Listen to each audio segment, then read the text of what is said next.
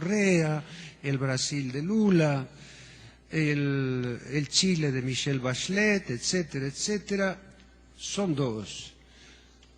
Algunos sostienen que es posible aplicar en nuestros países concepciones teóricas del post-keynesianas, que se puede volver sobre Keynes y aplicar sus políticas de demanda, de injerencia del Estado, etcétera, etcétera.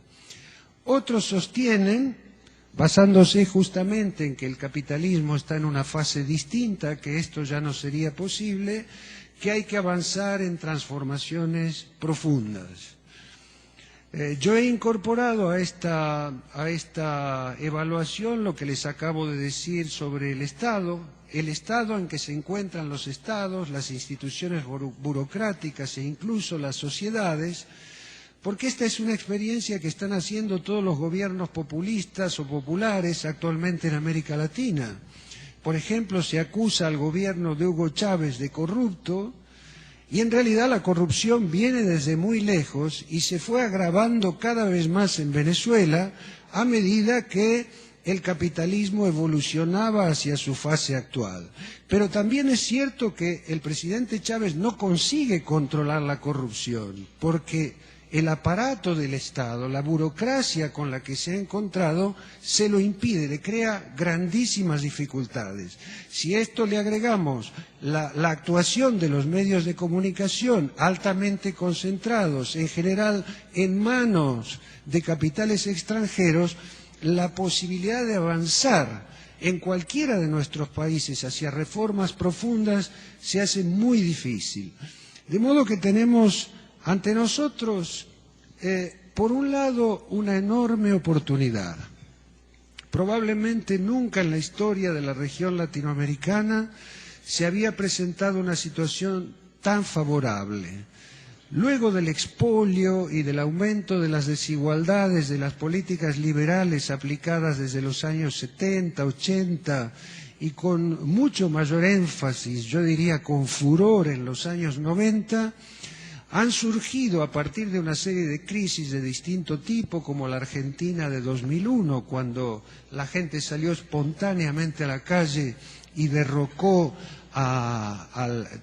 obligó a renunciar, mejor dicho, al gobierno de Fernando de la Rúa. Debemos pensar, por ejemplo, que Carlos, en los últimos años...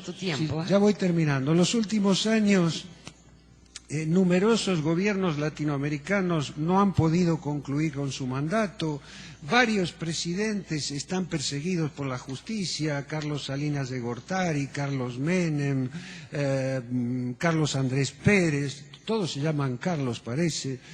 En fin, hay, al cabo de un periodo de grave crisis económica y política, América Latina se encuentra por fin con una mayoría de gobiernos populares que quieren cambiar las cosas y en una situación internacional desde el punto de vista económico bastante favorable, por un lado. Pero por el otro lado, y aquí termino, se enfrenta primero con la necesidad de hacer una evaluación precisa del estado en que se encuentra en este momento el modo de producción capitalista. Algunos países lo tienen más fácil porque tienen mucha riqueza, otros mucho más difícil, pero el problema para todos es igual.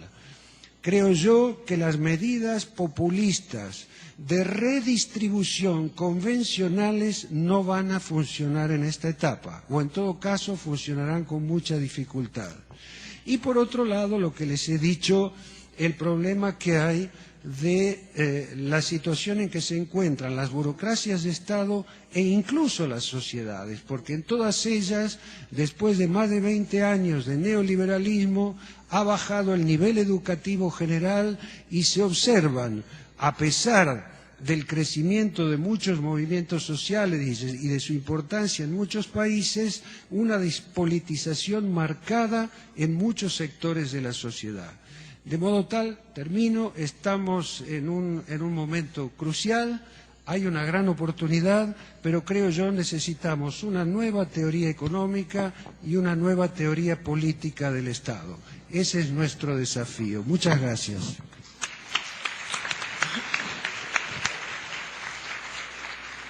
Gracias. Passo a palavra a Thomas Mitschai, por favor. Eu diria até que hoje, neste mundo onde se instalou o capitalismo de cassino, estruturado pela globalização dos mercados financeiros internacionais, que neste mundo a previsão do Kalecki de transformar cientistas sociais em astrólogos se processa de uma forma muito mais rápida. Como eu não tenho nenhuma vocação astrológica e como eu não tenho muita fé, vamos dizer, na futurologia técnico-científica, eu resolvi de me aproximar esta temática, ou seja, as políticas neoliberais e o possível fim dessas políticas a partir do passado. Ou seja, a partir do contraste entre metrópole e periferia, que obviamente não nasce com a escola de Chicago de Milton Friedman. Este contraste nasce, como fala o historiador Baudel, no longo século XVI, através da expansão mercantil do capital europeu. Qual é a postura da metrópole perante os povos colonizados? O saque e o massacre, ou seja, uma postura incompatível com os códigos morais da metrópole. A partir daí nasce, como destaca com toda a razão o antropólogo búlgaro Svetan Todorov, a partir daí nasce este contraste. E ele se mantém sob formas diferentes na fase da consolidação da sociedade burguesa metropolitana na época do capitalismo industrial. Ele se mantém apesar das campanhas contra a escravidão, e ele se mantém se a gente vai focalizar esta questão a partir da lógica do capital como ela foi desenvolvida por um velho alemão chamado Karl Marx, por uma razão muito simples. Como na periferia, a lei do valor, como diz Marx, não se generaliza, ela só penetra partes do ambiente social. Ela só se estabelece embrionariamente. Por esta razão, a ideia, ou vamos dizer, a aparência de que a troca entre capital e trabalho pudessem representar uma troca de equivalentes, não se estabelece. O nativo, mesmo sendo libertado, mantém os seus sinais de escravo, porque ele não participa da troca entre metrópole e periferia. E a partir deste momento nascem, e só a partir desta época, nascem todas as teorias racistas que estão racionalizando isso.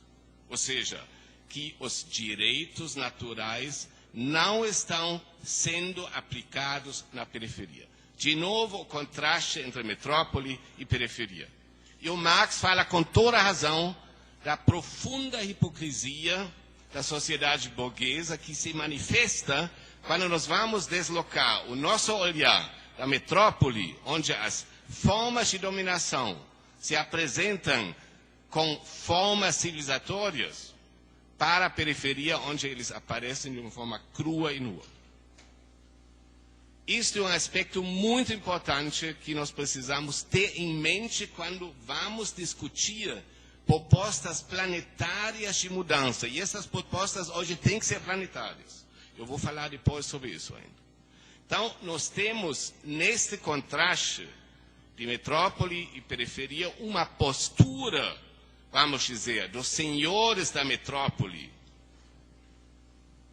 denominados pelo Hobsbawm como senhores, aparentemente, da espécie humana até o processo de descolonização nos anos 50 e 60, nós temos esta postura que se mantém nos poros da sociedade. Mas quando a gente vai falar sobre a relação entre metrópole e periferia, temos que lembrar que o próprio capital, em seu movimento, cria o seu oposto.